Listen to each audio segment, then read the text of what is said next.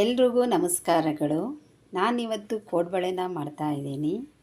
ತುಂಬಾ ಸುಲಭವಾಗಿ ಮಾಡ್ಕೋಬೋದು. ಬೆಳ್ಳುಳ್ಳಿನ ಹಾಕಿ ಮಾಡ್ತಾಯಿರೋ ಕೋಡ್ಬಳೆ ಇದು. ತುಂಬಾ ಕ್ರಿಸ್ಪಿಯಾಗಿರುತ್ತೆ, ಚೆನ್ನಾಗಿರುತ್ತೆ. ಇದನ್ನು ಮಾಡೋದಕ್ಕೆ ನಾನು ಅರ್ಧ ಕೆಜಿಯಷ್ಟು ಅಕ್ಕಿ ಹಿಟ್ಟನ್ನು ತೊಗೊಂಡಿದ್ದೀನಿ. 50 ಗ್ರಾಮ್ನಷ್ಟು ಉದ್ದಿನಬೇಳೆ, 50 ಗ್ರಾಮ್ನಷ್ಟು ಹುರ್ಗಡ್ಲೆನ ತೊಗೊಂಡಿದ್ದೀನಿ. ಒಂದು ಬಾಣಲಿಗೆ ಉದ್ದಿನಬೇಳೆನ ಹಾಕ್ಕೊಂಡು ಅದನ್ನು ಹುರ್ಕೋಬೇಕು. ಇದು ಕಂದು ಬಣ್ಣ ಬರೋವರೆಗೂ ಇದನ್ನು ಹುರ್ಕೋಬೇಕು. ಕಂದು ಬಣ್ಣ ಬರೋವರೆಗೂ ಹುರ್ಕೊಂಡ್ರೆ ಸಾಕಾಗುತ್ತೆ. ನೋಡಿ, ಈ ಕಲರ್ ಬಂದರೆ ಸಾಕಾಗುತ್ತೆ. ಇದಾದಮೇಲೆ ಒಂದು ಮಿಕ್ಸಿ ಜಾರಿಗೆ ಉದ್ದಿನಬೇಳೆ, ಹುರ್ಕೊಂಡಿರೋ ಉದ್ದಿನಬೇಳೆ ಮತ್ತು ಹುರ್ಗಡ್ಲೆನ ಎರಡನ್ನೂ ಸೇರಿಸ್ಕೋಬೇಕು. ಈಗ ನಾನು ಕಡಲೆನ ಇದಕ್ಕೆ ಹಾಕ್ಕೊಂಡಿದ್ದೀನಿ. ಈಗ ಇದನ್ನು ಸಣ್ಣಗೆ ಪೌಡ್ರ್ ಮಾಡ್ಕೋಬೇಕು. ಈಗ ನಾನು ಇದನ್ನು ಪೌಡ್ರ್ ಮಾಡ್ಕೊಂಡಿದ್ದೀನಿ. ಸಣ್ಣಗೆ ಪೌಡ್ರ್ ಮಾಡ್ಕೋಬೇಕು. ದಪ್ಪ ದಪ್ಪ ಆದರೆ ತುಂಬ ತರಿ ತರಿ ಆದರೆ ಚೆನ್ನಾಗಿರಲ್ಲ. ಇದನ್ನು ಸಣ್ಣಗೆ ಪೌಡ್ರ್ ಮಾಡ್ಕೊಂಡಾದಮೇಲೆ ಒಂದು ಪಾತ್ರೆಗೆ ಜರಡಿ ಆಡ್ಕೋಬೇಕು. ನಾನು ಇದನ್ನು ಜರಡಿ ಮಾಡ್ಕೊತಾ ಇದ್ದೀನಿ. ನೋಡಿ, ಇದು ಕೊನೆಯಲ್ಲಿ ಎಷ್ಟು ತರಿ ಬರುತ್ತೆ ಅಂತ ಅದನ್ನು ತೋರಿಸ್ತೀನಿ ನೋಡಿ.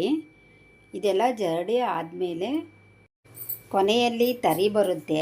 ಅದನ್ನು ಪೌಡ್ರ್ ಮಾಡಿ ಮತ್ತೆ ಇದಕ್ಕೆ ಸೇರಿಸ್ಕೊಳ್ಳೋದ್ರಿಂದ ಮೆಜರ್ಮೆಂಟು ಕರೆಕ್ಟ್ ಆಗುತ್ತೆ. ಇಲ್ಲಿ ನೋಡಿ ಎಷ್ಟು ತರಿ ಬಂದಿದೆ. ಇದನ್ನು ಪೌಡ್ರ್ ಮಾಡಿ ಹಾಕ್ಕೋಬೇಕು. ಇದಕ್ಕೆ ಜರಡಿ ಮಾಡಿ ಇಟ್ಕೊಂಡಿರೋ ಅಕ್ಕಿ ಹಿಟ್ಟನ್ನು ಇದಕ್ಕೆ ಸೇರಿಸ್ಕೋಬೇಕು. ಇದಾದಮೇಲೆ ಇದಕ್ಕೆ ರುಚಿಗೆ ತಕ್ಕಷ್ಟು ಉಪ್ಪನ್ನು ಹಾಕ್ಕೋಬೇಕು. ಇದಕ್ಕೆ ಎಷ್ಟು ಬೇಕೋ ಅಷ್ಟು ಉಪ್ಪನ್ನು ಸೇರಿಸ್ಕೋಬೇಕು. ಸೇರಿಸ್ಕೊಂಡು ಎಲ್ಲನೂ ಚೆನ್ನಾಗಿ ಒಂದು ಸಲ ಮಿಕ್ಸ್ ಮಾಡ್ಕೋಬೇಕು.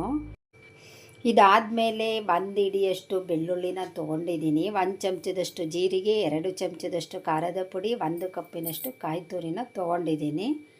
ಇದಿಷ್ಟನ್ನು ಮಿಕ್ಸಿ ಜಾರಿಗೆ ಹಾಕ್ಕೊಂಡು ಸಣ್ಣಗೆ ರುಬ್ಕೋಬೇಕು. ಖಾರನ ಎಷ್ಟು ಬೇಕಷ್ಟು ಬೇಕಾದರೆ ಹಾಕ್ಕೋಬೋದು. ಖಾರ ಜಾಸ್ತಿ ಬೇಕು ಅಂದರೆ ಖಾರನ ಜಾಸ್ತಿ ಹಾಕ್ಕೋಬೋದು. ನಾನಿಲ್ಲಿ 2 ಚಮಚನ ಹಾಕ್ಕೊಂಡಿದ್ದೀನಿ. ಇದಿಷ್ಟನ್ನು ಸಣ್ಣಗೆ ರುಬ್ಕೋಬೇಕು. ನೀರು ಹಾಕ್ಕೊಂಡು ತುಂಬಾ ಸಣ್ಣಕ್ಕೆ ರುಬ್ಕೋಬೇಕು. ಇದನ್ನು ನಾನು ರುಬ್ಬಿ ಇಟ್ಕೊಂಡಿದ್ದೀನಿ. ಇದಾದಮೇಲೆ ನಾನು 50 ಗ್ರಾಮ್ನಷ್ಟು ಎಣ್ಣೆನ ಚೆನ್ನಾಗಿ ಕಾಯಿಸ್ಕೋಬೇಕು. ಹಾಕಿದ್ರೆ ಗುಳ್ಳೆ ಗುಳ್ಳೆ ಬರಬೇಕು. ಆ ರೀತಿ ಎಣ್ಣೆನ ಚೆನ್ನಾಗಿ ಕಾಯಿಸ್ಕೋಬೇಕು. ಕಾಯಿಸ್ಕೊಂಡಾದಮೇಲೆ ನಾವು ಉಪ್ಪು ಹಾಕಿ ಕಲಿಸ್ಕೊಂಡಿರೋ ಹಿಟ್ಟಿಗೆ ಇದನ್ನು ಹಾಕ್ಕೊಂಡು ಚೆನ್ನಾಗಿ ಮಿಕ್ಸ್ ಮಾಡ್ಕೋಬೇಕು. ಇದು ಉಂಡೆ ಕಟ್ಟಿದ್ರೆ ಈ ಥರ ಕೈಯಲ್ಲಿ ಉಂಡೆ ಕಟ್ಟಿದ್ರೆ ಇಟ್ಕೊಂಡ್ರೆ ಉಂಡೆ ಬರಬೇಕು. ಮತ್ತು ಹಿಂಗಂದರೆ ಹುಡ್ಕೋಬೇಕು. ಆ ರೀತಿ ಇದನ್ನು ಕಲಿಸ್ಕೋಬೇಕು. ಮೊದಲೇ ಎಣ್ಣೆಯಲ್ಲಿ ಪೌಡ್ರನ್ನೆಲ್ಲ ಕಲಿಸ್ಕೊಂಡಾದಮೇಲೆ ನಾವು ರುಬ್ಬಿಟ್ಕೊಂಡಿರೋ ಖಾರನ ಇದಕ್ಕೆ ಸೇರಿಸ್ಕೋಬೇಕು. ಸೇರಿಸ್ಕೊಂಡಿರೋ ಖಾರದಲ್ಲಿ ಹಿಟ್ಟನ್ನು ಕಲಿಸ್ಕೋಬೇಕು. ಎಲ್ಲನೂ ಚೆನ್ನಾಗೇ ಫಸ್ಟು ಖಾರದಲ್ಲಿ ಮಿಕ್ಸ್ ಮಾಡ್ಕೊಂಡಾದಮೇಲೆ ಮಿಕ್ಸಿ ಜಾರಲ್ಲಿ ಉಳ್ಕೊಂಡಿರೋ ನೀರಿರುತ್ತಲ್ಲ, ತೊಳ್ಕೊಂಡು ಅದನ್ನು ಇದಕ್ಕೆ ಸೇರಿಸ್ಕೋಬೇಕು. ಇದನ್ನು ಸೇರಿಸ್ಕೊಂಡು ಚೆನ್ನಾಗಿ ಕಲಿಸ್ಕೋಬೇಕು. ಕಲಿಸ್ಕೊಂಡಾದಮೇಲೆ ಬೇಕಿದ್ದರೆ ಮಾತ್ರ ನೀರನ್ನು ಸೇರಿಸ್ಕೋಬೇಕು.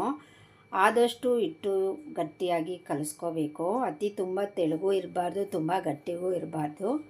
ಸಾಫ್ಟಾಗಿ ಒಂದು ಮೀಡಿಯಮ್ ಆಗಿ ಇದನ್ನು ಕಲಿಸ್ಕೋಬೇಕು. ಸ್ವಲ್ಪ ಸ್ವಲ್ಪನೇ ನೀರನ್ನು ಸೇರಿಸ್ಕೊಂಡು ಇದನ್ನು ಕಲಿಸ್ಕೋಬೇಕು. ಒಂದೇ ಸಲ ಇದನ್ನು ಕಲಿಸ್ಕೊಳ್ಳೋಕ್ಕೆ ಆಗಲ್ಲ. ಈಗ ಇದನ್ನು ನಾನು ಕಲಿಸ್ಕೊಂಡಾಗಿದ್ದೆ. ಕಲಿಸ್ಕೊಂಡಿರೋ ಹಿಟ್ಟನ್ನು ಚೆನ್ನಾಗಿ ಮಿತ್ಕೋಬೇಕು. ಚೆನ್ನಾಗಿ ಮಿತ್ಕೊಂಡಾದಮೇಲೆ ಇದನ್ನು ಕೋಡ್ಬಳೆ ಆಕಾರಕ್ಕೆ ಸುತ್ತಿ ಕೋಡ್ಬಳೆನ ಸುತ್ಕೋಬೇಕು. ಇದನ್ನು ಒಸ್ತಿ ಉಜ್ಜಿ ನೀಟಾಗಿ ಕೋಡ್ಬಳೆನ ಸುತ್ಕೋಬೇಕು. ಇದನ್ನು ನೋಡಿ, ನಾನಿಲ್ಲಿ ಕೋಡ್ಬಳೆನ ಸುತ್ಕೋತಾ ಇದ್ದೀನಿ. ಫಸ್ಟು ಎಲ್ಲನೂ ನಾದ್ಕೊಂಡು ಕೋಡ್ಬಳೆನ ಸುತ್ಕೊಳ್ಳೋದ್ರಿಂದ ಕೋಡ್ಬಳೆ ಚೆನ್ನಾಗಿ ಬರುತ್ತೆ. ಹೀಗೆ ಎಲ್ಲನೂ ನಾನು ಕೋಡ್ಬಳೆನ ಸುತ್ಕೊಂಡು ಇಟ್ಕೊಂಡಿದ್ದೀನಿ.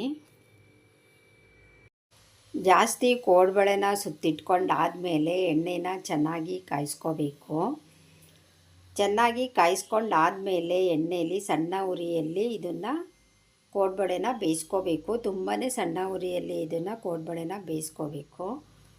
ಬೇಯಿಸ್ಕೊಳ್ಳೋದ್ರಿಂದ ಚೆನ್ನಾಗಿ ಬರುತ್ತೆ. ಜಾಸ್ತಿ ಉರಿಗೆ ಹಾಕಿದ್ರೆ ಇದು ಚೆನ್ನಾಗಿ ಬರೋಲ್ಲ.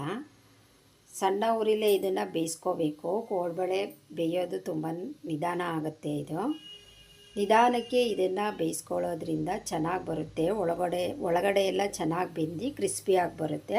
ಆದ್ದರಿಂದ ಇದನ್ನು ಸಣ್ಣ ಉರಿಯಲ್ಲೇ ಬೇಯಿಸ್ಕೋಬೇಕು. ಈಗ ಕೋಡ್ಬಳೆ ರೆಡಿಯಾಗಿದೆ.